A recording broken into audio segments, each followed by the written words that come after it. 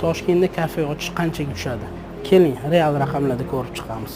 Bu kafe Darxonning ikkinchi filiali. Buning ochilishiga 3 oy vaqt, 20 ta vazifa kerak bo'ldi. Keling, barchasini navbatma-navbat aytib beraman.